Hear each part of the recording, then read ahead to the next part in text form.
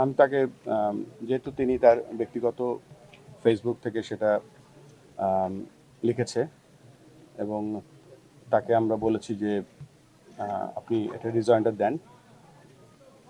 তার উপরে আমার কাছে মনে হচ্ছে যে একজন বাংলাদেশ জাতীয় দলের অধিনায়ককে আমরা যেভাবে দেখেছি, যেভাবে পারফরমেন্স করেছে, তাকে শুধু তাকে না, এই ব্যাপারটা হয়তো আমাদের লেখার আগে একটু চিন্তা করা উচিত ছিল, রেসপেক্ট করা উচিত ছিল আরো।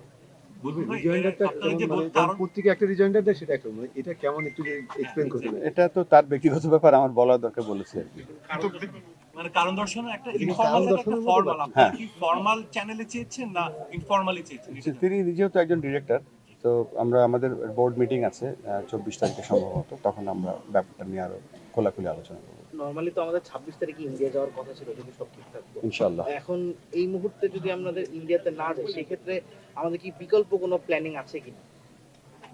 এ ব্যাপারে কিছু মন্তব্য করতে পারছি না।